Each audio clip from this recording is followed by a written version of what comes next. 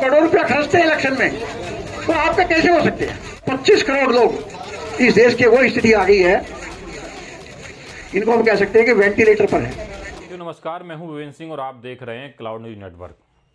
26 जनवरी गणतंत्र दिवस। आज 26 जनवरी के दिन देश में संविधान लागू हुआ और संविधान लागू होने के बाद देश में सभी लोगों को हक का समानता का अधिकार मिला।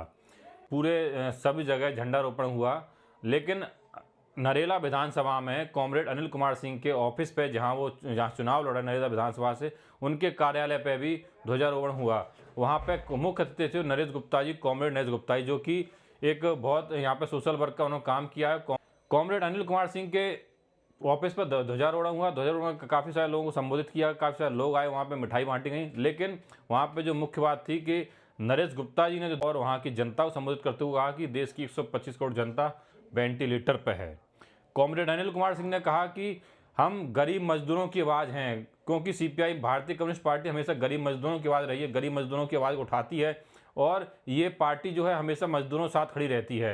ये पूंजीपतियों के खिलाफ है और गरीब मजदूरों की आवाज़ को बुलंद करती है, सड़क से लेकर संसद तक का। सुनते हैं क्या कुछ कहा कॉमरेड अनिल कुमार सिंह ने और नरेश गुप्ता जी ने। गणतंत्र दिवस के शुभ अवसर पर ये लड़ाई नरेला विधानसभा जो विधायक की प्रत्याशी हमें के रूप में हमें आप लोग के बीच में उतारा गया है, ये मेहनत कशों की, गरीबों की, मजदूरों की लड़ाई के लिए उतारा गया है। आज फैक्ट्रियों में मां बहनें जाती हैं, 12 घंटे काम करती हैं, 10 घंटे काम करती हैं, उसके एवज में कितने मिलते हैं? 6,000, 7,000, 8,000। मोदी जी कहते हैं 80,000 जो है लोगों को हम रोजगार थी, 5 किलो अनाज देते हैं। और 5 किलो अनाज सोचिए कि एक कबूतर भी नहीं 5 किलो महीना में खा पाता है, अपने उसे जीन पाता है, वो ज्यादा खा लेता है। और हमें कबूतर से ही बदतर स्थिति में रख कर लाइन में खड़ा कर दिए और कहते हैं हमारा भारत विकास हो रहा। अब ये फैसला आपके हाथ में है। केजरीवाल जी कहते हैं कि अब महिलाओं के सम्मान में 2100 रुपया पर महीने देंगे। सत्ता उनकी है, सरकार उनकी चल रही है और वादा कर रहे हैं। वादा तो हमारे जैसे बेटा को करना चाहिए, क्योंकि वो सत्ता में है ही नहीं। तो लड़ाई किसकी है? यानी हमें लड़ाई लड़नी होगी कि आज तक 10 साल से मोदी जी और 10 साल से केजरीवाल जी हमें चुनावी शगुफा देते आ रहे हैं, चुनावी रेवड़ियां बांटने का काम कर रहे हैं, हमें निकम्मे बना रहे हैं। हम कह रहे 2100 रुपए के बदले में 21,000 की गारंटी दीजिए, हम काम करने के लिए तैयार हैं। हम आपके तरह अपाहिज नहीं है, हम लंकाग्रस्त नहीं है। ये लड़ाई हम सब की है और ये गरीबों की आवाज है और गरीबों की दर्द है। और ये चिल्ला रहा, ये गरीब का बेटा है, कोई ऐसा बैकग्राउंड नेता नहीं है, क्योंकि आपके बीच में बैठा हुआ, आपके बीच में खड़ा हुआ ये जो लाल झंडा है ना, ये गरीबों का खून है और खून से सींचा हुआ एक झंडा है। और ये आपका बेटा लेके चल पड़ा है, ये क्योंकि आपके सपने को, अपने सपने को, पूरे परिवार के सपने को पूरा करने के लिए और देश की आन बान स्वाभिमान की लड़ाई है। तो ये आप लोग से मेरा रिक्वेस्ट है, आप लोग से प्रार्थना और निवेदन है कि जब तक एक एक वोट की कीमत नहीं समझेंगे आप लोग, तो ये जो भू माफिया, शराब माफिया हमें बेवकूफ बनाते रहेंगे। जहां एक मोहल्ले में मोहल्ला क्लिनिक होना चाहिए, जहां पर पुस्तकालय होना चाहिए, वहां पर शराब की ठेके खोल दी जाती है। आज कोई बहन बेटियों को छेड़ता है, 6 साल बेटी के साथ में रेप होता है, 9 साल की बेटी शाम को खाना खा के निकलती है, अपने गली मोहल्ले में टहलने के निकलती है, उसके साथ रेप होता है। पुलिस में जाइए, पुलिस थाने के अंदर जाइए, कोई कार्रवाई नहीं होती है। लेकिन दबंगों और भूमाफिया के द्वारा उनको टॉर्चर भी किया जाता है, बेइज्जती भी की जाती है और उनके ऊपर कोई कार्रवाई भी नहीं होती है। ये मोदी सरकार की दिल्ली पुलिस है।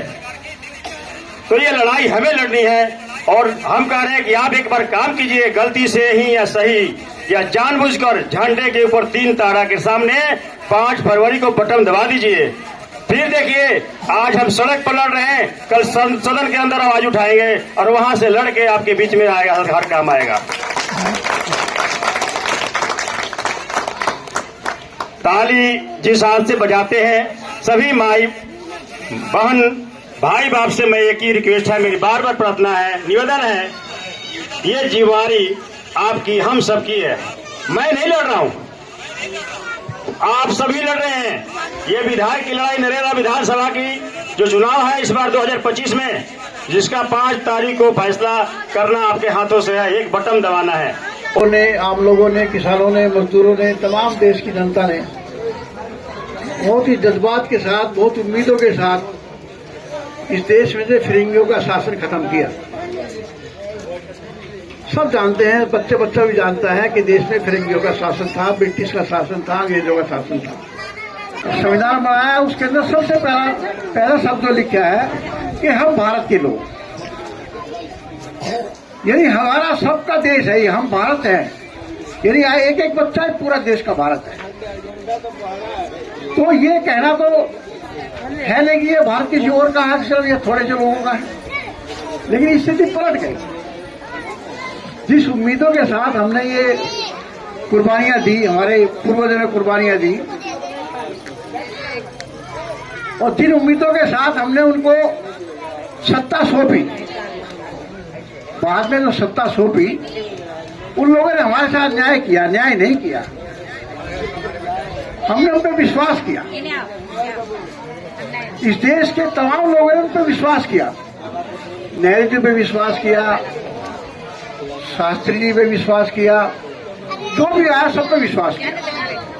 इंदिरा गांधी, राजीव गांधी, वाजपेयी, तमाम जो भी आया सब पे विश्वास किया कि ये हमारे लिए ख्याल करेंगे, हमारा ख्याल करेंगे। लेकिन हुआ उल्टा। उल्टा कैसे हुआ कि देश की जो संपत्ति थी, यानी हमारे घर की जो संपत्ति थी, यानी इस देश के जो संसाधन थे, जमीन जायदाद से लेकर समुद्र से, पहाड़ों से, जंगलों से लेकर के, और तमाम जो मजदूर श्रमिक जो पैदा करते हैं, एक संपत्ति के रूप में इस देश की जो भी संपत्ति थी वो थोड़े से हाथों में देना शुरू कर दिया, यानी हमारे से छीन करके, जिस पर हमारा अधिकार था। संविधान में लिखा हम लोग, हम भारत के लोग, हमारी संपत्ति। मान लीजिए हमारे घर के 5 सदस्य हैं, तो ये सारा घर किसका होया? 5 का होया। तो ये पूरा देश किसका होया? हमारा सबका होया। तो हम भारत के लोग, हमारी सारी संपत्ति को किसको दे दिया? 5 में से 1 को दे दिया। और न्याय हुआ कि न्याय हुआ? बिरला, टाटा, अंबानी, अब तो अंबानी है, पहले बिरला टाटा बोलते थे। तमाम संपत्ति जो है इनके सहारे कर दी, जिस गांधी जी पर विश्वास करते थे बहुत ज्यादा, और जिनको हम ये कहते हैं कि उन्होंने देश आजाद कराया। उन्होंने भी एक ट्रस्टशिप का सिद्धांत बना करके, ट्रस्टशिप का सिद्धांत बोलते हैं क्या कि देश की जो संपत्ति है, देश के जो उद्योग हैं, देश में जितनी धरती है, तमाम खनिज पदार्थ हैं, उन सब पर आपका अधिकार तो होगा। वो कहते थे कि उद्योगपतियों को तुम्हारा अधिकार तो होगा, अधिकार नहीं होगा, तुम इसको चला सकते हो, पैदा कर सकते हो, लेकिन अधिकार जनता का है। मैं तुम पे विश्वास करता हूं कि तुम इस देश की जनता के लिए इनका इस्तेमाल करोगे। लेकिन वो सब कहने वाली बात थी, और आखिर में क्या हो गया? उनके मरने के बाद 1 साल भी नहीं रहे वो, आजादी के 1 साल बाद भी नहीं रहे, और वो तमाम जो उनका तो ट्रस्टशिप का सिद्धांत था, विश्वास का सिद्धांत था, वो धराशायी हो गया। और इस देश में होया क्या उसके बाद? इस देश के किसान, इस देश के मजदूर घर छोड़ करके, अपने गांव छोड़ करके शहरों की तरफ जाने लगे मजदूरी के लिए, पेट भरने के लिए। और आज स्थिति क्या है? 75 साल के बाद 55 करोड़ लोग, इसी देश के 55 करोड़ लोग इस देश के शहरों में रहते हैं, जो मजदूरी करने आए हैं, छोटे छोटे मकानों में रहते हैं और अपना जैसे तैसे गुजारा करते हैं। 11 करोड़ मजदूर के साथ साथ 11 करोड़ किसान ऐसे हैं जिनको हमारे मोदी जी, हमारे प्रधानमंत्री हर महीने 500 रुपया भेजते हैं, यानी कि 2000 रुपये 4 महीने में, 6000 रुपये पूरे साल में भेजते हैं। यानी ये हालत है। और उसके अलावा 6 करोड़ हमारे जो भूमिहीन किसान है, जो उनके यहाँ मजदूरी करते, जमींदारों के यहाँ, किसानों के यहाँ 6 करोड़ संख्या उनकी है। 70 करोड़ ये और 55 करोड़ ये सारे मिला के इनके पीछे इनका परिवार, अर्थात 125 करोड़ लोग इस देश के वो स्थिति आ गई है, इनको हम कह सकते हैं कि वेंटिलेटर पर है। वेंटिलेटर समझते हो क्या होता है? वेंटिलेटर हॉस्पिटल के अंदर वेंटिलेटर होता है, उस व्यवस्था का नाम है कि कोई मरने को हो रहा है तो उसको ऑक्सीजन के उस वेंटिलेटर मशीन पर टिका देते हैं ताकि उसको सांस आता रहे। तो इस देश के 125 करोड़ लोग, 14 करोड़ को छोड़ दीजिए, यानी 10% जो आबादी देश की है 140 में से, उन 14 करोड़ को छोड़ दीजिए, 125-26 करोड़ लोग जो हैं वो वेंटिलेटर पर हैं। और वेंटिलेटर का मतलब मैं बताता हूं जरा दूसरी भाषा में। वेंटिलेटर का मतलब है कि वो मरने को हो रहे हैं लेकिन उनको इंजेक्शन लगाया जा रहा है। किस चीज का इंजेक्शन है? वो 5 किलो राशन का इंजेक्शन है। उनको उज्ज्वला योजना के तहत गैस सिलेंडर का इंजेक्शन है। उनको आवास के लिए उनको फ्लैट देंगे, इसका इंजेक्शन है। दिल्ली के अंदर केजरीवाल भी इंजेक्शन लगा रहा है उसी में, उसी वेंटिलेटर में। किराया मुफ्त इंजेक्शन है, पढ़ाई मुफ्त इंजेक्शन है, बिजली मुफ्त इंजेक्शन है। ये तमाम प्रकार के वेंटिलेटर पर पड़ी हुई जनसंख्या के इंजेक्शन है।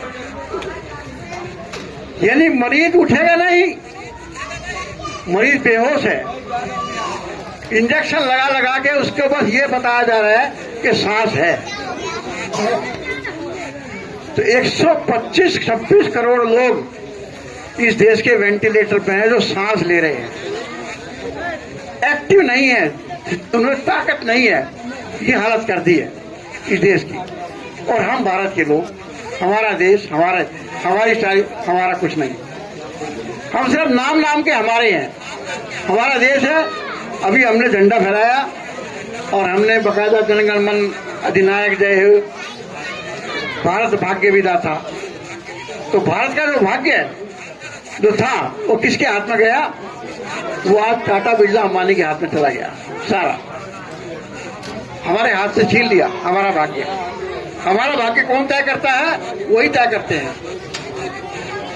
हम लोगों से कहते हैं तुम्हारी जेब में जितना पैसा होगा उसी के हिसाब से आपका घर चलेगा। आप चाहे रिक्शा चलाते हैं, आप चाहे ठेला चलाते हैं, आप चाहे फैक्ट्री चलाते हैं, आप चाहे भट्टा चलाते हैं, आप कोल्हू चलाते हैं, कुछ भी चलाइए, लेकिन आपकी जेब में इतना ही पैसा है कि आप बड़ी मुश्किल से गुजारा करेंगे।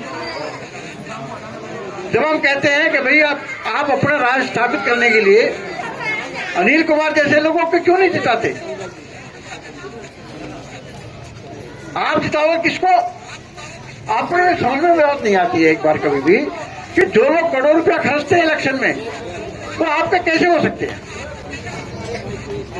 जो करोड़ रुपया इलेक्शन में खर्चते हैं, जो भंडारे लगाएंगे, आपको अपनी रैलियों के लिए 500-500 रुपए दे के कहेंगे आप आ जाओ, इसका मतलब आपके पास तो आपकी हालत कितनी खराब कर दी, भिखमंगे वाली हालत कर दी। जब तो कहते हैं कि चलो चलो 500 रुपए मिल रहे हैं, इसका मतलब आपका स्वाभिमान खत्म कर दिया। और जिस देश का स्वाभिमान खत्म हो जाए, जिस व्यक्ति का स्वाभिमान खत्म हो जाए, वो आदमी नहीं रहता, वो तो वेंटिलेटर में वैसे ही है। तो इसलिए जो है हमें फिर क्या करना चाहिए? हमें अपने एक अंदर से ही आदमी को चुनना चाहिए। हमारी सरकार चाहिए, हम भारत के लोगों की सरकार चाहिए। ये हमारी सरकारें नहीं है, ये मैं आपको बता रहा हूं, ये सरकारें हमारी नहीं है। वो जीत जाएंगे, कोई जीत जाए, मैं किसी की बात नहीं कर रहा हूं कि कौन जीतेगा कौन हारेगा, लेकिन आप हारोगे ये निश्चित है। वो जीतेंगे, 4 खड़े हैं, 5 खड़े हैं, 7 खड़े हैं, 10 खड़े हैं, उनमें से एक जीतेगा, लेकिन आपकी हार निश्चित है। आप किसी वोट दे लो, आपकी हार निश्चित है, क्योंकि आपके लिए नहीं खड़े हैं वो। आपकी जीत तब हो सकती है जब अनिल कुमार जैसा व्यक्ति जीते या उस पर ज्यादा से ज्यादा वोट पड़े, तब आपकी जीत है। सुभाष चंद्र बोस, अभी 23 जनवरी को उनका जन्म उत्सव था, 3 दिन पहले। सुभाष चंद्र बोस एक बात के लिए फेमस हैं हमारे देश में कि तुम मुझे खून दो और मैं तुम्हें आजादी दूंगा, है ना? सब जानते हैं ना कि तुम मुझे खून दो, मैं तुम्हें आजादी दूंगा। मैं कहता हूं आप हमें वोट दो, कॉमरेड अनिल कुमार को वोट दो, हम तुम्हें स्वाभिमान देंगे, ताकत देंगे। हम हार जाएं, इलेक्शन में हार सकते हैं, लेकिन उनसे नहीं हार सकते, अपने मुद्दों से नहीं हार सकते, अपने विचार से नहीं हार सकते। जब लड़ेंगे तो हम ही लड़ेंगे, बचाएंगे तो हम ही बचाएंगे, क्योंकि हमारी ताकत जनता की ताकत है। जनता अगर ये सोच ले कि हम इस देश के स्वाभिमान हैं, हम इस देश के, हम भारत के लोग हैं और ये देश हमारा है, इस देश की तमाम जितनी संपत्तियां ये सब हमारी हैं, हमारी सामूहिक संपत्ति है, इसकी हम रक्षा करेंगे। अगर हम ऐसा मान ले, ऐसा मन बना ले एक बार, तो हम हारने वाले नहीं हैं। हम चुनाव में भले ये लोग हमें हरा दें, और ये भी कब हराते हैं जब इस देश की मजदूर जनता इनके साथ खड़ी हो जाती है। बहुत दुख की बात है, बहुत खेद की बात है। ऐसे लोग जो लाखों करोड़ रुपया, लाखों की तो बात छोड़ दीजिए, अब तो करोड़ करोड़ रुपया। अभी वो भगवत मान जो है पंजाब का मुख्यमंत्री आया था नरेला में, और उसके पीछे कौन लोग थे आप सोचिए, आप ही थे सारे। जिसको पूछे वही कह रहा था, अरे झुग्गी वाले हैं, झुग्गी वाले हैं, झुग्गी वाले हैं। यही तो उनकी ताकत है। अगर ये ताकत इधर आ जाए तो भगवत मान टाटा करता हुआ बाहर निकल जाएगा, लेकिन आप उनके पीछे खड़े हो गए 500 रुपया ले करके, और खर्चा ले ले करके। उनके तो दलाल, उनके कॉन्ट्रैक्टर बने हुए हैं, और उसकी भीड़ ताकत दिखा दी। लोग भी उस ताकत के प्रभाव में आ गए और आखिर में वो जीत जाएंगे, लेकिन आपको हार जाएंगे। आपकी हालत क्या है? आपके कॉलोनियों की हालत क्या है? आपके बच्चों की हालत क्या है? शिक्षा की हालत क्या है? स्वास्थ्य की हालत क्या है? मोदी जी आयुष्मान की घोषणा करते हैं, ऐसी नई नई बातें करते हैं। तमाम प्रकार के ये वो इंजेक्शन है जो मरीज को वेंटिलेटर पर लगाए जाते हैं।